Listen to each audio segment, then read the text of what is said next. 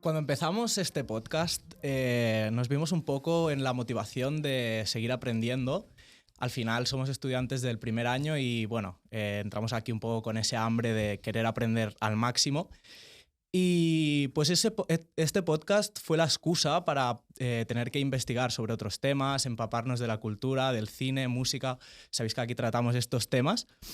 Y en el día de hoy es una gran oportunidad para nosotros poder seguir aprendiendo y en el ámbito del cine. Así que nada, vamos a tener hoy un invitado muy especial y esperemos que os guste este episodio como siempre. Así que bueno.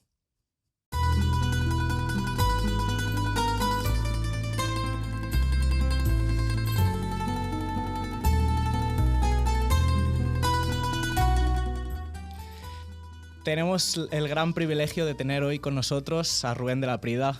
¿Qué tal? Buenas tardes, encantado de estar aquí con vosotros. Bueno, en el podcast de hoy vamos a hablar un poquito sobre todo del cine de Martin Scorsese. Has escrito un libro sobre ello, con lo que estamos seguros de que tienes un gran conocimiento del tema.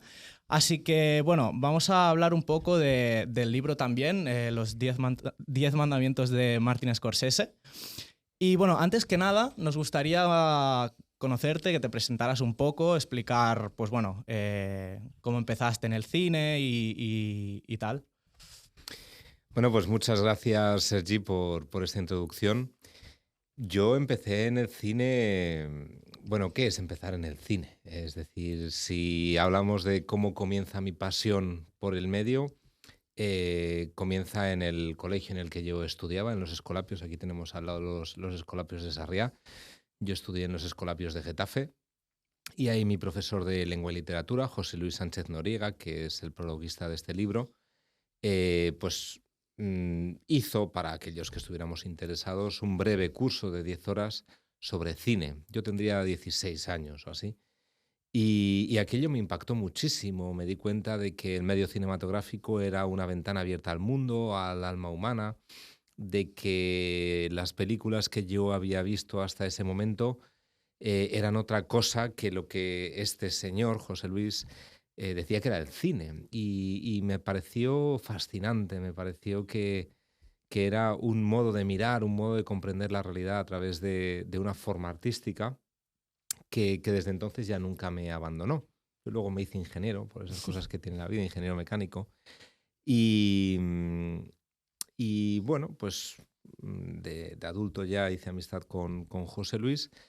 Y un día, después de ver una película, no recuerdo cuál, era 2017, y después de haber hecho yo la escuela de cine por pura pasión hacia el medio, no sé a quién de los dos se le ocurrió la herejía de que yo podría escribir una tesis doctoral en cine, ¿no? Siendo ingeniero. Y bueno, pues era posible, o sea, la estructura legal lo hacía posible, porque yo soy del plan antiguo, y la pasión también. Y así surgió. Yo ya venía escribiendo crítica de cine desde la escuela de cine. Había escrito para Caimán cuadernos de cine, no sé si conocéis la revista. Había escrito para algún otro medio, sigo escribiendo crítica. Y bueno, también daba clase en la universidad de ingeniería. En fin, llegamos a la conclusión de que yo tenía que hacer esta tesis, la hice. Y después de la tesis, que fue mi primer libro sobre Wes Anderson, que ahora presenta peli en Cannes, pues surgió, si queréis os cuento cómo, pero no me enrollo más en esta respuesta, surgió la posibilidad de escribir este libro sobre este artista, sobre este autor tan fascinante que es Martin Scorsese. Bueno, ahora hablaremos un poco más en profundidad de los 10 mandamientos, pero para acabar así un poco con la introducción, te voy a hacer una pregunta que es muy personal y queremos que nos digas cuál es tu película favorita. Ya puede ser tanto de Scorsese como de cualquier otro. Es muy personal y no sé si alguna vez está preparado para esta pregunta, pero posiblemente El caballo de Turín, de Béla Tarr, sea mi película favorita. Si no habéis visto, ya tenéis una sugerencia para esta Semana Santa. Pues la tendremos en cuenta. Vamos a pasar a comentar un poquito sobre los 10 mandamientos.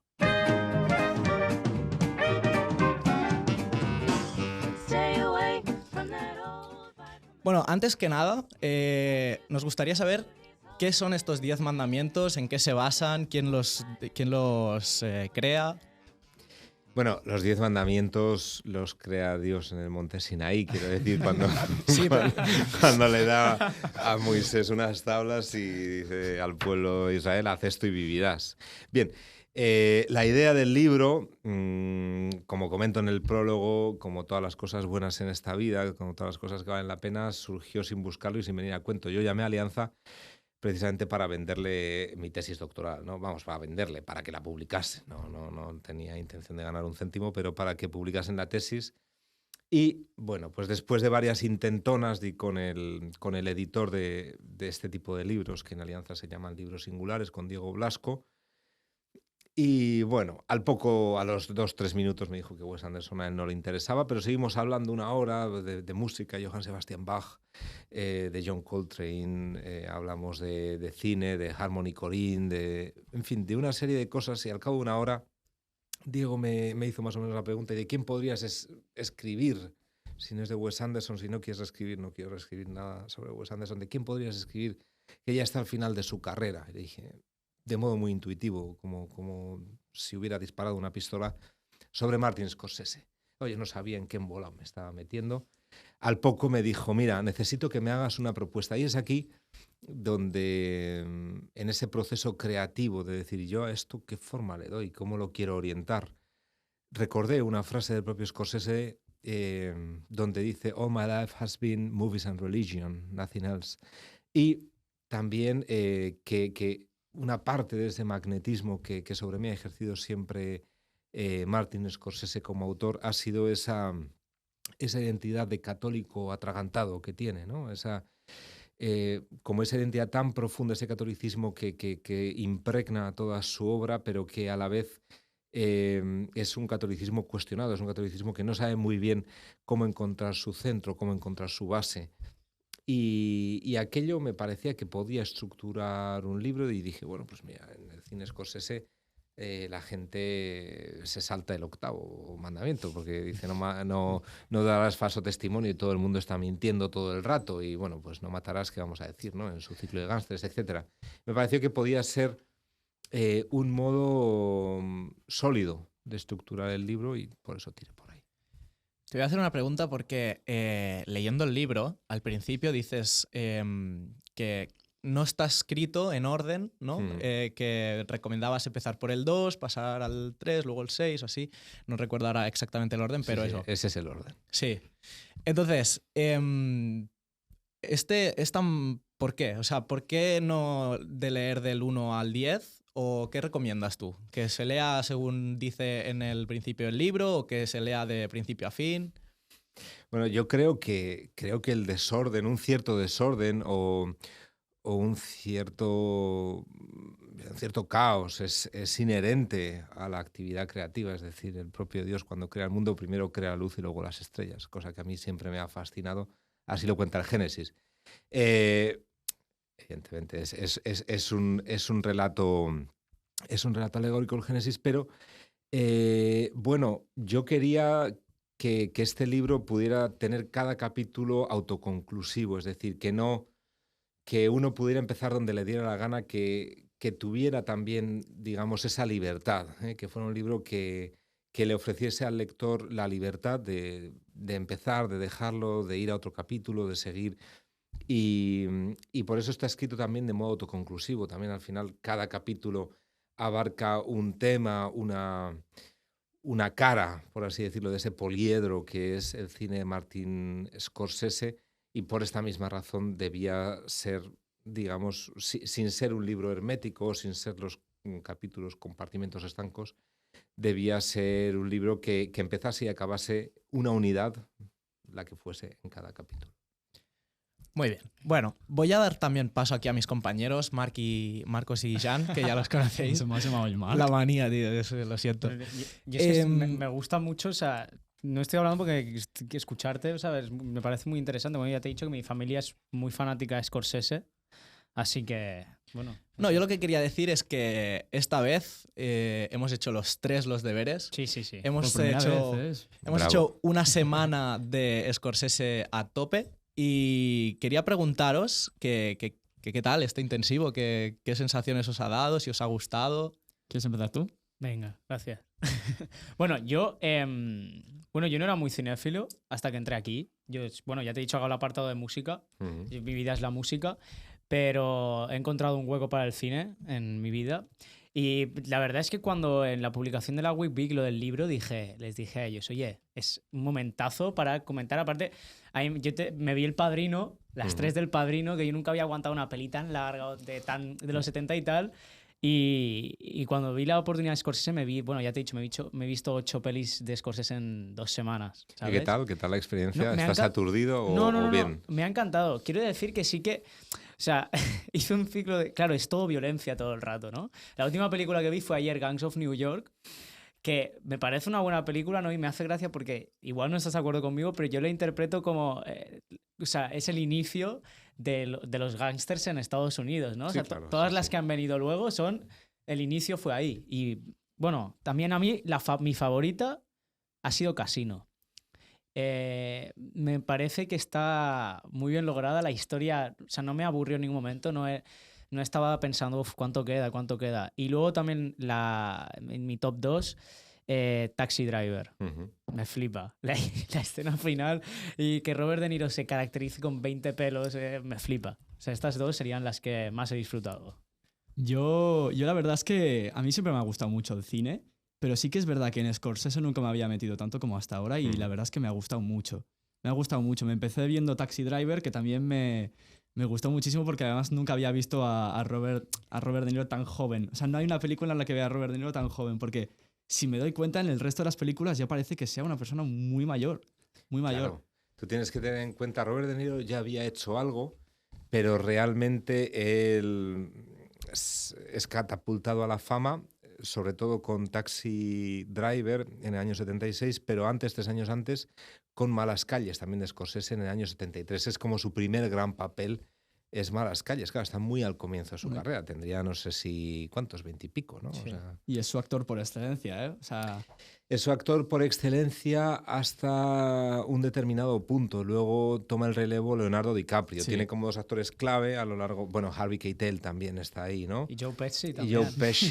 Joe Pesci, bueno, aparece, si mal no me equivoco, en 4 películas clave, como son Toro Salvaje, Uno de los Nuestros, Casino y El Irlandés, Joe Pesci.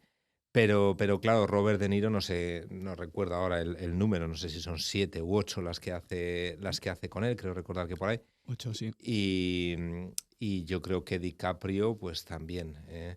Entonces, bueno, son como 2 actores que estructuran un poco a nivel interpretativo la filmografía de Scorsese, ¿no? Sí. A mí también se me ha olvidado decir que yo creo que mi película preferida es Uno de los Nuestros. Yo creo, me gustó muchísimo. Es muy difícil resistirse a uno de los nuestros, ¿eh? Sí. Es tan maravillosa. Además, uno la puede ver las veces que quiera, nunca se aburre, nunca desmerece, nunca palidece en ningún momento. Y Ray Liotta ahí, no sé, hace un papel muy chulo, me gusta mucho como... A mí hay una cosa que me gusta de las películas estas de Scorsese y es el humor negro, o sea, en medio del crimen, que te haga reír, ¿no? Y que empatices, incluso que te familiarices o te hagas amigo de aquel que estás viendo. A mí me pasa con Joe Pesci en Casino, la escena en la que está con el protagonista, que están todos sentados, que están riéndose todo el rato y de repente él le mete una botella en la cabeza, que algo que eso no te haría gracia, pues a mí todas ese tipo de escenas... No sé, creo que Scorsese logra. Es que el otro día me estuve viendo una entrevista y él decía que o sea, sus películas se basan en el crimen, pero un crimen que te hace familiarizarte con él. Y eso me parece, bueno, un logro. Y creo que pocos otros directores lo consiguen. Lo estábamos hablando antes sobre Joe Pesci, que es un personaje muy, muy cómico. Y es como ese punto de comedia que le da ahí Martin Scorsese en las películas en las que aparece. Y es que lo estábamos hablando porque es una persona como muy bajita, pero que se intenta hacer respetar. Que parece poca cosa, pero... Sí, tal cual. No, totalmente. Vamos, esa secuencia tan mítica, ¿no? De uno de los nuestros. You think I'm funny. Funny how? Claro, Sí. do I fucking amuse you? Bueno, pues ese es, claro, ya ahí lo tienes caracterizado y ese es el personaje que luego interpreta también en Casino. Y es importante que luego estuviera en El Irlandés para cerrar esta tetralogía de gángsteres. Para saber cómo envejece un gángster era importante que Joe Pesci apareciera por ahí, aunque estuvo a punto de no aparecer. ¿Ah, sí? Vaya. La directora de producción casi se suicida porque, claro, era clave que Joe Pesci estuviera ahí. O sea, Scorsese quería reunir a Harvey Keitel, Robert De Niro, por supuesto. Quería trabajar también con Al Pacino, que es el que hace Jimmy Hoffa en la película, que nunca había trabajado con él, pero es una figura clave del cine de gángsteres, ¿no? Pues en El Padrino es evidente. Antes me hablabais de Scarface, de Brian De Palma, pues ahí lo tenéis también, ¿no? Pero claro, era fundamental, y luego lo cuenta el propio Scorsese esto, que era fundamental tener a Joe Pesci en ese papel tan ponderado, tan sosegado, pero al mismo tiempo que no ha perdido nada de esa crueldad, sino que sencillamente se ha apaciguado con los años, pero esa capacidad para el mal persiste.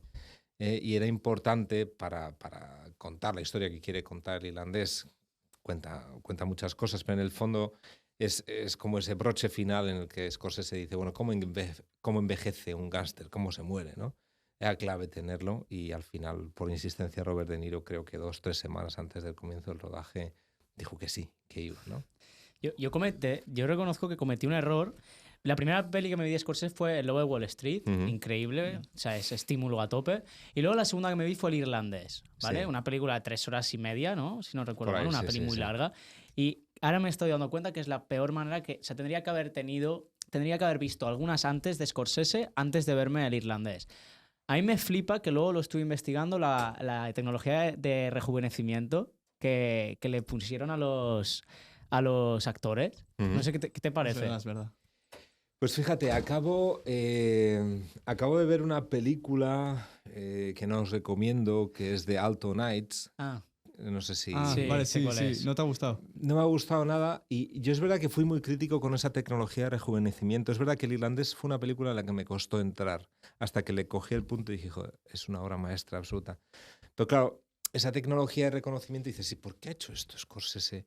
Y claro, lo hace muy bien porque él quiere que esos sean sus personajes protagonistas, o sea, y que sus actores estén interpretados por Robert De Niro, por Joe Pesci, por Harvey Keitel, y los rejuvenece para que sean estos actores los que interpreten, pero para que a la vez sea verosímil. Es decir, aunque a veces uno puede pensar que hay momentos en los que este rejuvenecimiento está poco logrado, basta con ver The Alto Nights, por ejemplo, que es Barry Levinson intentando hacer de Scorsese, y uno reconoce por qué Scorsese es Scorsese y Barry Levinson no.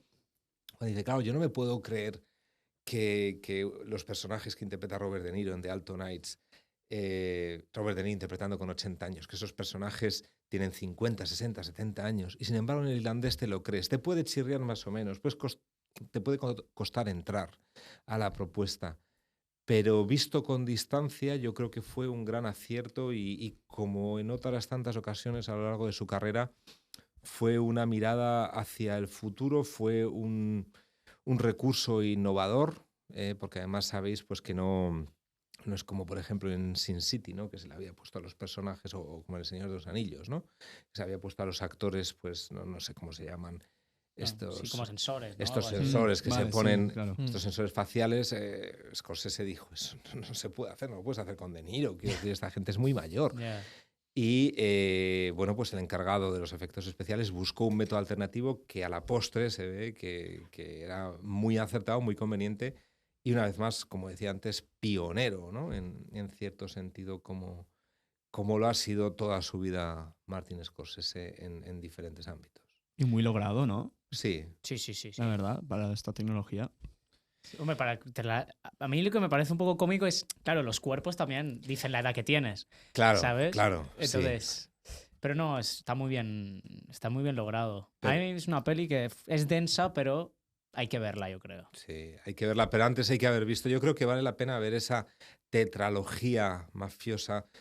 Yo en el libro defiendo que hay un núcleo mafioso que está compuesto por Malas Calles, uno de los nuestros, Casino y El Irlandés. Uno ya luego podría hacer podría darle a esta propuesta una vuelta de tuerca y decir, bueno, es que también hay gángsteres en Toro Salvaje, o El Lobo de Wall Street es una especie de remake o un díptico con uno de los nuestros, pero en vez de en el Bajo Manhattan o en Queens, pues en Wall Street, bueno, en fin. Pero yo creo que esta tetralogía conviene verla en orden, ¿no? Y para que uno pues, sepa también lo que Scorsese quiere decir en el irlandés. Sí, sí, es un itinerario arriesgado el que has hecho. Sí, tal cual. ¿Cuál consideras que es la obra maestra de Scorsese? Buah, ¿cuál de todas ellas? Si te tuvieses que quedar con una, decir, vale, esta es el pick, es lo más. Qué difícil, qué difícil. Solo una película. Bueno, posiblemente, muy posiblemente Taxi Driver, ¿no? Si tuviese que salvar una sola, aunque es tremendamente arriesgado decir esto, porque claro, al segundo pensamiento dices, sí, ¿qué pasa con Toro Salvaje? ¿Qué pasa con uno de los nuestros? ¿Qué pasa con Casino? Y del Scorsese contemporáneo, hemos visto que ahora, a pesar de su edad, que tiene 82. Sí. 82. A pesar de su edad, 2023 sacó Killers of the Flower Moon. Esta película es densa y a mí sinceramente se me hizo un poco pesada. No sé qué opinas de ahora de las últimas pelis, de cómo ha evolucionado. Porque tú hablabas antes que Scorsese lo podemos dividir como en dos épocas, ¿no? Sí. Porque es que a mí el otro día investigando me salió que hay varios críticos que dicen como que Scorsese, el contemporáneo, baja mucho de calidad respecto al de los 70, al de los 80 y al de los 90. ¿Tú estás de acuerdo con esta afirmación? No, en absoluto de acuerdo. De hecho, yo no creo que tenga dos épocas, creo que tiene más. Robert Eger, que ha sido uno de los mayores, Roger Ebert, perdón, que ha sido uno de los mayores críticos de la historia, que era amigo de Scorsese, él tiene un libro en el que está prologado por el propio Martin Scorsese, en el que recoge las críticas que va haciendo desde la primera crítica, que es Who is That Knocking at My Door?, que es su ópera prima, fascinante, maravillosa, y en la que ya Roger Ebert apuesta por él. Dice, este va a ser, de toda esta generación del nuevo Hollywood, de Coppola, Milius, De Palma, todos estos, va a ser aquel de quien se siga hablando dentro de 10 años, como así ha sido en efecto, ¿no? Es decir, hay alguno que queda por ahí pues mal y que hace una cosa de vez en cuando, Coppola se le va la olla y hace Megalópolis, en fin, este tipo de cosas, pero claro, como cineasta sólido, verdaderamente trascendente, de todos ellos ha quedado Martin Scorsese. ¿Y sí viste Megalópolis? Bueno, digamos que me he acercado a ella, pero con ciertas dificultades. Pero Roger Ebert divide la filmografía de Scorsese, si mal no recuerdo, no podría reproducirlas ahora, pero en 4 etapas, como la etapa inicial en la que él experimenta, la etapa de conseguir, la etapa de estabilizarse y luego una etapa, pues, no sabría definirlas, pero sí que creo que no es posible dividir la filmografía de Martin Scorsese solo en 2 tiempos. Yo creo que es una filmografía, al menos en 4 tiempos, como diría Roger Ebert, 4 tiempos muy distintos, ¿eh? Si nos ponemos a mirar esas películas que hace en torno al año 2000, ¿no? Kundun, Al Límite, la propia Gangs of New York que comentabais antes, a las películas posteriores a Casino y anteriores al Lobo de Wall Street, ahí tiene una fase donde a mí personalmente me resulta más difícil la aproximación. Me parecen películas como que no estuvieran a su nivel, pero Scorsese es un artista con toda la profundidad de la palabra y de la expresión, con lo cual sabe que no siempre se puede estar haciendo un producto excelente, que los altibajos son importantes en cualquier carrera y él no reniega de eso. Dicho esto, y respondiendo a tu pregunta, yo sí que pienso, junto con Thelma Schoonmaker, que después de Silencio, o sea, que Silencio sí que marca una clara última fase mucho más serena, mucho más sosegada, mucho más trascendente. La anterior acabaría con El Lobo de Wall Street, si nos ceñimos a su obra de ficción, y luego viene Silencio, que es para él el punto final de un camino estético y de un camino de fe, de un camino interior también, Y después de esa película, pues El irlandés y los asesinos de la luna, sin en absoluto, yo creo, desmerecer en nada de su maestría, sí que son películas con un tempo, con un cariz mucho más intimista y mucho más sosegado. Y a pesar de este tempo que dices, o sea, ¿tú consideras que es una buena película? Los asesinos de la luna Sí. me parece formidable. O sea, pienso que es Martin Scorsese con la sabiduría de un señor de 80 años, dirigiendo con el pulso del Scorsese de 30 y haciendo la película que había deseado hacer toda su vida, que era un western.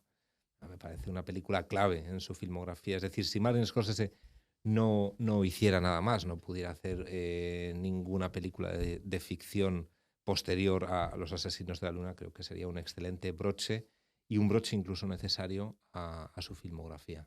Pero yo es que lo he visto, o sea, ahora lo he oído hablar y tal, y lo veo una persona muy serena para la edad que tiene. O sea, me vi el documental este de 20 minutos que hay del irlandés, que tienen una charla ellos 4, que es súper interesante, que sí que veo que el único que habla, o el capitán de la mesa, es Scorsese. Sí. Los otros 3 se nota que poco a poco van teniendo, o sea, se nota que son muy mayores ya. Y con Scorsese no me da esa sensación. No, tiene una Tiene vitalidad, mucha frescura, sí.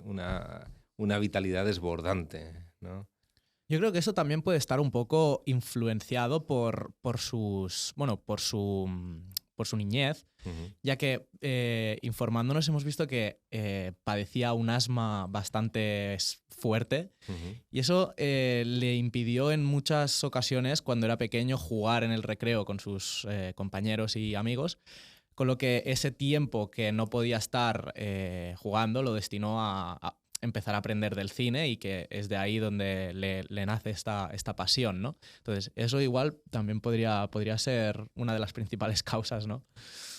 A mí también me fascina mucho en sus películas el toque italiano que tienen todas, sobre todo las de gángsters, obviamente.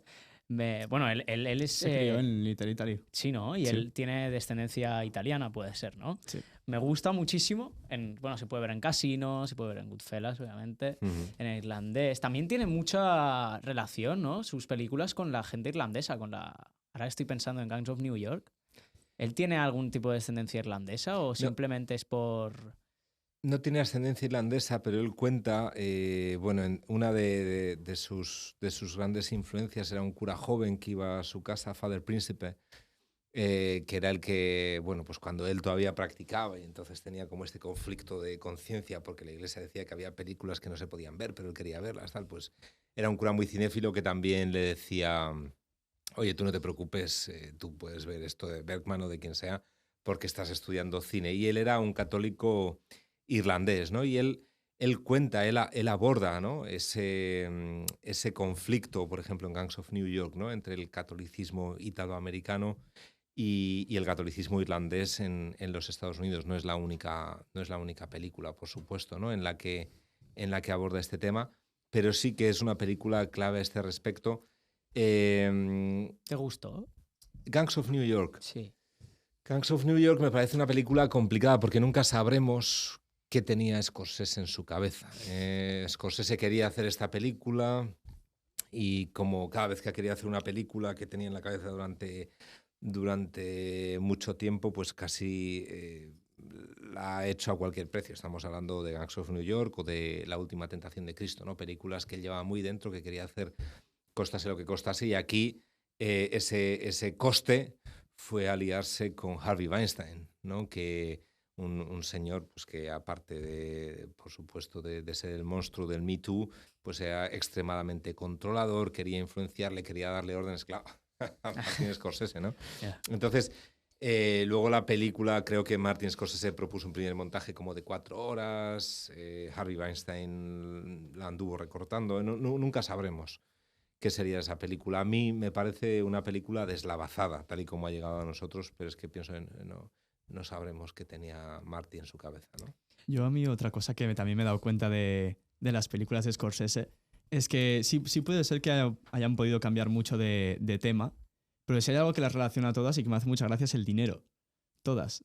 O sea, todas las películas al final la trama se basa en el dinero y me hace mucha gracia porque se ve en su transición, o sea, todas las películas que hace cada vez va mejorando más y se va como especializando muchísimo más en este tema, no sé, me hace mucha gracia.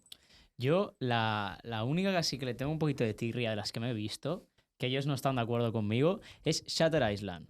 O sea, me parece que es una película buena, pero claro, yo venía de verme peliculones de mafia, una super tal de la ciudad, tal, casino, tal. Y de repente me pones ahí Shutter Island, que parece sacada de otro director, literalmente. O sea, no tiene nada que ver con lo que él había hecho hasta la fecha, o al menos hasta la fecha de todas las que yo había visto, ¿no?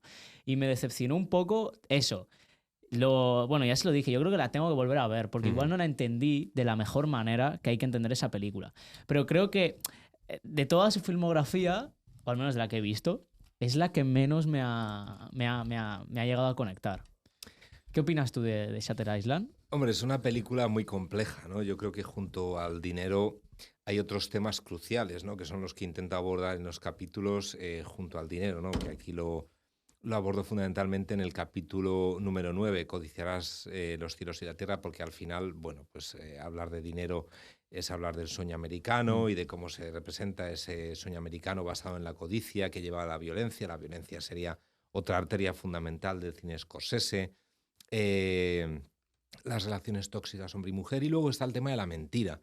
Y Shutter Island es una película netamente en torno a la percepción de la verdad. Y desde ese punto de vista es muy interesante a nivel temático, pero es que a nivel formal es arrolladora, porque realmente Martin Scorsese te está mostrando durante toda la película, un punto de vista que parece que es el del típico narrador cinemático, ¿no? Que como narrador cinemático es el narrador normal de una película, aquel modo de narrar en el que parece que la película se cuenta a sí misma.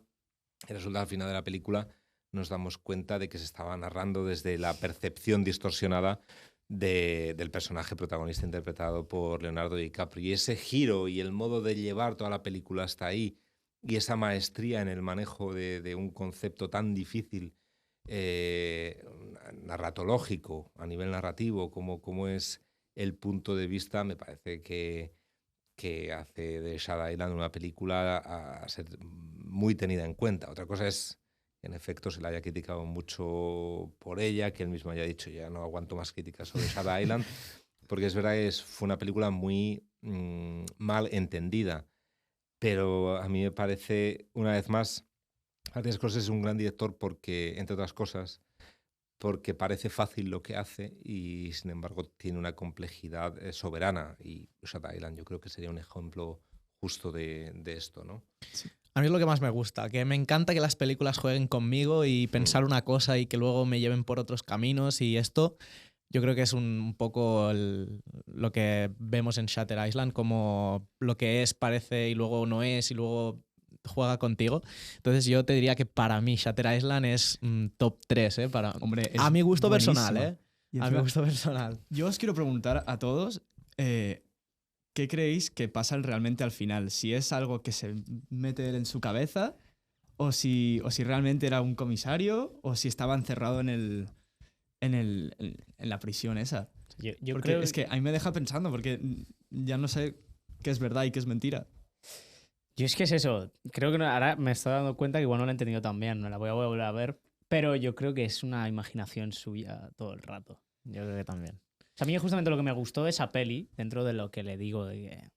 O sea, claro, al estar acostumbrado a otra cosa, es ese giro de guión que hace, que es que no te lo esperas. No te lo esperas para nada. Y por eso mismo yo creo que estas pelis que acabas y no sabes muy bien ni dónde estás, hay que volver a verlas, porque ahí es donde con la segunda visualización entiendes muchas cosas que si no hubieses entendido. Y es cuando ves que pasa una cosa y ya tienes todo el contexto y sabes cómo va a acabar, te fijas y dices, vale, esto puede ser por estas razones. Te doy una clave de lectura de Shutter Island en el capítulo 8 del libro, si le quieres echar un ojo. Porque, bueno, me parece que ya digo, a nivel formal es portentosa, y a nivel de uso y de juego con los recursos del lenguaje cinematográfico, ¿no? Yo quiero hablar de otra peli, que es El Lobo de Wall Street, que es la que te he dicho. Bueno, es la primera peli que vi de Scorsese, siendo consciente que era de Scorsese. Yo creo que también. Yo siendo consciente que era de Scorsese. Me acuerdo que de pequeño, o sea, esa peli me parecía como una herejía, ¿no? Era como literalmente todos los vicios que hay en el mundo metidos en una película. No es una película para ver de pequeño, ¿eh? No es una película que yo le pondría a mis hijos, desde luego. Vamos. Entonces, la vi hace igual ahora 2 meses y me parece brillante, me encanta esa película. Ahora me gusta más porque el significado que le da es la crítica al capitalismo puro. Y él dice que es como las películas de gángster es como cómo llegar a ello, ¿no? Como el dinero, una persona... Y aquí es como en la época moderna, cómo se llega al poder, al dinero y al poder en la época moderna. Y esto, toda esta chorrada, los inversores de bolsa, todas estas... muchos vendehumos que hay que te venden un sueño que no existe. Y yo creo que lo refleja esa película al final, que bueno, hay un pico y luego acaba arruinado otra vez. Arruinado pero redimido. Fijaos, os decía antes que me parece que es un díptico junto con uno de los nuestros. Primero por ese ritmo tan frenético que tienen las dos películas, ¿no? Son dos películas con un montaje extremadamente ágil, con un ritmo muy frenético, también apoyadas en una música muy viva, ¿no? Y donde sucede lo mismo. Son dos relatos de ascenso y caída, son dos relatos de dos ícaros modernos que ven el modo más rápido de enriquecerse, de hacer mucho dinero, de llegar a lo más alto, y una vez que están en lo más alto, eso dura unos años. Scorsese dice en alguna entrevista, te dura 6 o 7 años, no sé, tendría que volver a ver cuánto dura exactamente en estos casos, pero luego caen. No obstante, se les da una redención última, ¿no? A Henry Hill le dan ahí una casa en un suburbio de no se sabe muy bien dónde, y bueno, pues es un average nobody, pero ahí está, ¿no? Ha salvado los muebles y no ha acabado sus días en la cárcel. Y a Jordan Belfort pues le pasa un poco lo mismo, ¿no? Él pasa por la cárcel y luego va dando cursos motivacionales. De hecho, sabéis que el que sale al final de la película presentando a Jordan Belfort, interpretado por Leonardo DiCaprio, es Jordan Belfort el de verdad. En la secuencia final, donde bueno, pues él da una charla motivacional y dice, véndeme este lápiz, tal, o este boli, ya no recuerdo, pues el que le presenta a Leonardo DiCaprio es Jordan Belfort, el auténtico. Qué bueno.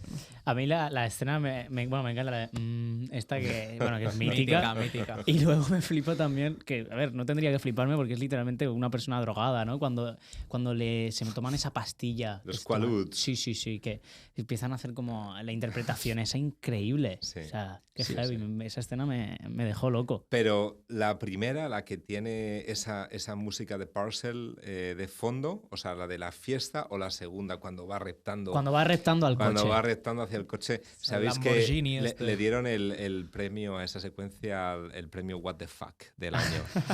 No me extraña. Era, claro, si no se dabas esa secuencia, ¿cuál? Aparte es gracioso porque en un momento parece como que el coche ha quedado intacto y luego ves que estaba destrozado porque se chocó con todo lo que había por lo extraño es que no se hubiera muerto. Yeah.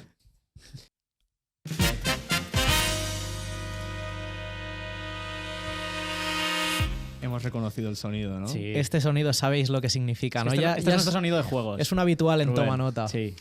Cuando suena este sonido, Marcos, ¿qué significa? Toca momento juego.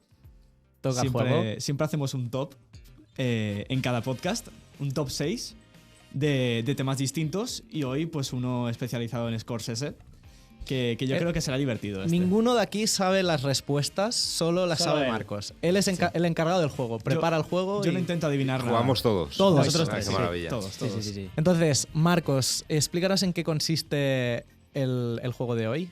Hoy es top 6 palabras más dichas en las películas de Martin Scorsese. Sé que parece complicado, Palabras pero- más dichas. Específico. pero son palabras que os prometo que salen mucho. Mucho.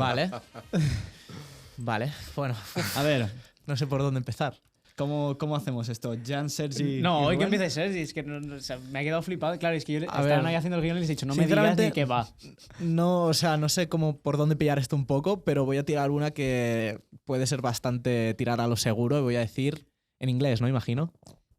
Bueno, inglés o español, podéis decirlo las dos, sirven. Bueno, lo voy a decir en inglés, voy a decir fuck. ¿Vale? Fuck. Esa es la palabra que más se dice en las películas de Scorsese. Y se dice más de 900 veces. En total. Más de 900 Es el top 1. Ya has encontrado el top 1. Pero ya veis por dónde van los tiros. Es ¿Sabéis? un poco... Que cuando Scorsese presenta Malas Calles, la prensa fue inmediatamente a buscar a su madre, ¿no? Y ver que, creo que fue con Malas Calles, ¿no? Y ver qué le parecía, porque claro, aquello era un relato, ¿no? Un relato de los bajos fondos italoamericanos, del Lower East Side. Y dijeron, señor Scorsese, ¿qué opina usted de la película de su hijo? Y Catherine Scorsese dijo, solo quiero que sepan una cosa. Esa palabra, the F-word, no la he aprendido en esta casa.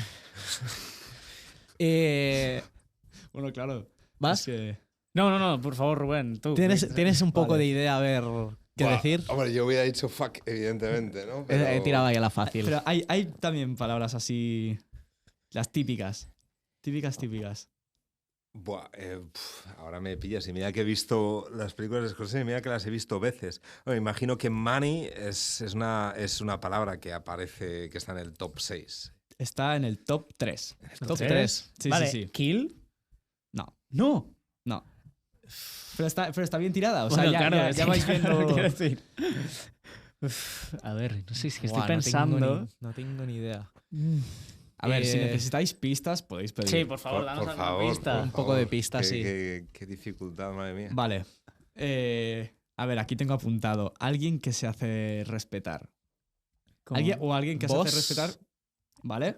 ¿Vos? ¿Vale? Jefe. Vale. Tenemos una. Esta es top. 4. Vale, cuatro. llevamos 4. Top 4. Llevamos el 1, el 3 y el 4. Falta Sí, el sí. 2 y el 6. Y el 5. Sí. Vale, venga, otra pista. No, hombre, no, ahora intentar. ¿Qué es lo del regalado si no? Rubén, ¿quieres probar? A ver, a suerte. Puah, pues es que estoy pensando, mi cabeza está intentando destilar el lenguaje de todas las películas de Scorsese. Hombre, Money era muy, muy evidente, ¿no? Claro, Drugs no va a ser. Yo creo No. que no está en el top 6, aunque aparezcan mucho las drogas en su cine. Mira, ¿quieres que te dé una pista? Sí, y God, yo imagino God. que tampoco, aunque No, aparece... Pero probablemente estaría en el top 10. Mm. Vale. En la película de Infiltrado Sí, se dice un montón esta palabra. Rat. Ah, La- vale. la Y entendí. no solo en Smell a infiltrado. rat. No solo en infiltrados. Esta es el top 6. No, En jamás lo Casino. hubiera dicho, ¿eh? Fíjate. En Casino se dice un montón, Rat, también. Sí, también. sí, es cierto, es cierto. Sí. Vale, o sea, tenemos Rat, Money. Faltan. el Habéis top visto 2 esa y el top secuencia, 5. ¿no? De La- infiltrados. La del final. No, con O- Jack Nicholson diciendo, I smell a rat". Ah, sí. Sabéis que fue una secuencia improvisada.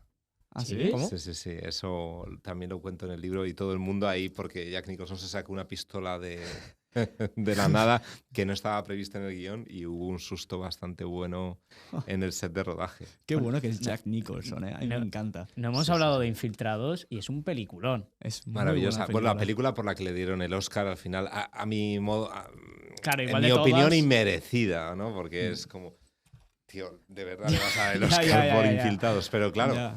O sea, después de todas las grandísima películas que has película. hecho.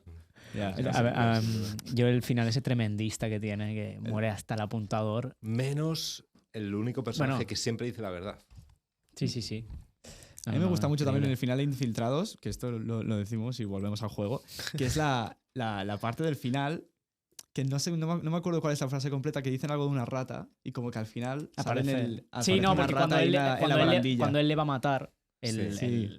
el bueno, digamos, para mí es el bueno ya. Aunque al principio parece el típico capullo tal, al final es el que es más legal, el que es más leal, incluso. Aparece y le dice eso y entonces aparece la rata como último plano y Sí. ahí buenísima. Me encantó a mí esa peli. Bueno, va, luego seguimos hablando, pero os quedan dos. A ver, ¿cuál nos queda? Quedan dos. Top Top 2. 3, No, falta top 2 y top 5. top 2 y top 5. ¿Vale? Madre mía. A ver. El Qué- top 2. Qué concurso tan interesante. A ver, sabéis que sale mucho cine en su cine, pero no creo que la palabra cine esté dentro, aunque en casi todas sus películas sale alguna película dentro de la película, ¿no? En la tele o en el cine. No, Qué pero interesante. vale, a ver, otra pista. Una palabra para denominar a alguien, yo que sé, no de forma despectiva, pero como decir, Guy. Guy. Sí, ¿eh? This guy. Joder, Guy. las está pillando muy rápido. Vale, y nos queda una. El top 5. Ah, esta era la 2. Esta era el top Era 2. ¿La dos es Guy? Sí. Bueno, puede Sí, ser claro, sí, sí. perfectamente. Sí. Como no des una Eh, pista, yo ya estoy rendido ya. Hijos de Vale. Sons Beach.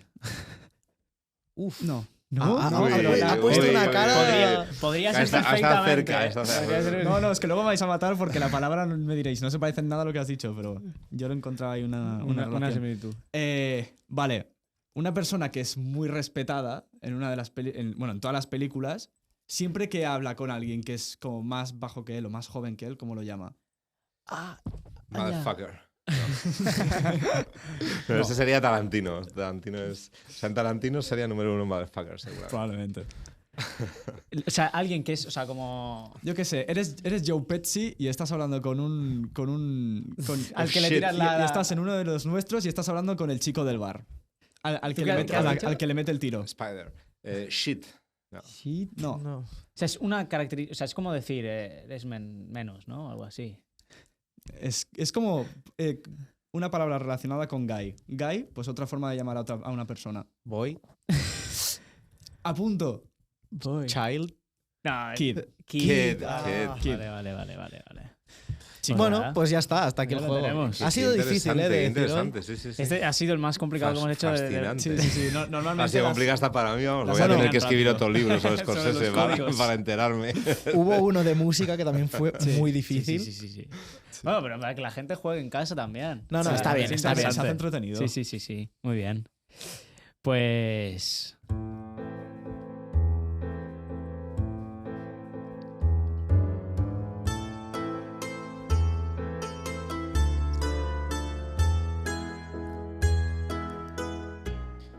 Bueno, ya se va acercando el fin de este episodio. Qué pena. Qué pena. No, la verdad que estamos aquí súper bien.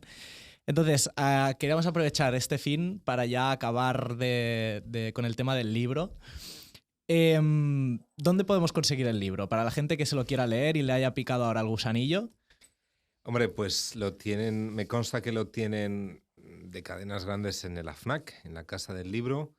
Por supuesto, Amazon, aunque yo soy un firme defensor del comercio de barrio y de la librería de toda la vida. Y aquí en librerías de toda la vida, aquí en Barcelona, no sé, en Madrid os podría decir 4 o 5, pero vamos, AFNAC, Casa del Libro, que también los tenéis aquí, sin duda alguna lo podéis encontrar ahí. No sé si este podcast se va a emitir antes o después de San Jordi, pero desde luego si es para antes sería... Antes, es el jueves que Antes. viene. Sí. Pues tenéis un libro perfecto para San Jordi, para vuestras personas queridas cinéfilas. Pues ya lo sabéis, si tenéis personas que les guste el cine y queréis tener un detalle, este San Jordi, los 10 mandamientos de Scorsese, bueno, lo tenemos aquí, de hecho. Aquí, es este libro. Bueno, ya hemos dicho, sobre todo, si podéis priorizar el comercio local. Claro. Hombre, Hombre. si no es un poco... Y también antes de verte el libro intenta verte alguna película. Bueno, pero sí, exacto. Aunque el libro incita, tiene un anexo al final Sí, eso sí que con lo secuencias que uno va a buscar el código QR y le lleva directamente a la secuencia. Ya no me enrollo más, pero me pareció fascinante que dirigiera el videoclip de Bad de Michael Jackson. ¿Qué te parece? ¿Verdad? ¿Qué te parece? Increíble. ¿Verdad? O sea, qué heavy. Es muy... Bueno, y que también Es un tiene- grande. No. Yo he descubierto un mundo con este hombre. Hombre, Michael Jackson y Scorsese es ahí un... No. Hombre, es un mix Buah. histórico. Explosivo. Totalmente. Explosivo. Rubén, de cara a futuro, ¿hay algún otro proyecto así en marcha o ahora estás un poco en Acabo stand-by? de sacar esto. Hay un proyecto en marcha, pero me dicen por el pinganillo que todavía no se puede decir así públicamente, pero ¿Lo sí ves? hay un proyecto en marcha, así que espero que dentro de un año y pico nos volvamos a ver Seguro. en este podcast. Temporada que viene, Ojalá que sí. Estaré muy invitado feliz otra vez. de volver. Pues ha sido un placer, la verdad. Un placer por mi parte. Yo me lo he pasado muy bien. Nos lo hemos Estábamos un poco pasado muy nerviosos. bien. Estábamos ahí en la sala, estábamos un poquito Es que nerviosos. Scorsese se impone, además, con esta foto, foto. ¿verdad? Que uno le mira así. Las fotos las escogimos el editor y yo más o menos de modo unánime, pero esta él se reservó el derecho de decir, yo busco la portada y un Es día muy buena. me llega un correo electrónico con asunto y único cuerpo no te encanta cómo nos mira Marty. Acabó siendo la portada. Para mí, yo se lo he dicho ayer, es un señor de los pies a la cabeza. Absolutamente. Es un señor. Nunca pierde la elegancia, ni No, aunque no. haya un tío destripando a otro, pierde la elegancia. Es fascinante. Literal. Me da rabia porque nos podríamos quedar hablando aquí durante horas, tío. Y de cine, y de todo. Vaya. Pero bueno, Hemos hablado de la música de las pelis de Scorsese, que eso daría ¿Verdad? para otro podcast. para otro. Bueno, al final el sonido también es una parte, vamos, es esencial en una película La y música es importantísima. Pero él la convirtió en esencial. Sabéis que el primer largometraje musicalizado solo con canciones que ya existían antes de la película es ¿Fue de Scorsese? ¿Ah, sí? Mira, eso no lo Who's That sabía. Knocking at My Door. Ostras. Pasa que ahí ponen las canciones de Strangis, luego ya en Malas Calles sí que paga por ellas Claro. y las pone, pero sí. Pues joder. pues nos vamos a despedir hasta aquí del episodio. Rubén, muchísimas gracias por De verdad. venir. Gracias a vosotros, Ha sido un verdadero placer. placer. ¿Te lo has pasado bien? Vamos, he disfrutado como Pues un ya enano. está, eso es lo más importante. Nos veremos la semana que viene. Sí, Jueves a las Semana 9. Santa Jueves. solo es una semanita. No, aunque sea Semana Santa, no hemos descansado. ¿eh? Eso está bien. Seguimos trabajando. Jueves a las 9, ya sabéis dónde. Spotify, YouTube. Luego tenéis TikTok. los shorts de Marcos en TikTok y Spotify. Que bueno, una semana hay 7, otra semana hay 1. Sí. Aquí varía. bueno, es Hay que que ser un poco más constante en somos esto, ¿eh? estudiantes. somos estudiantes. Esta semana, si vamos a tirar beef, yo también tengo que decir que ayer no se entregó a tiempo el podcast de No, esta semana. ayer no, Vaya. hace una semana, porque esto se está emitiendo la semana que viene, ¿verdad? Se le está poniendo cara de Joe Pesci. Tener cuidado. Lo tengo que hacer respetar, ¿eh? A ver. Pues Pues nada, venga. hasta aquí el episodio. Esperemos que os haya gustado muchísimo. Nos vemos la semana que viene y adiós. Adiós.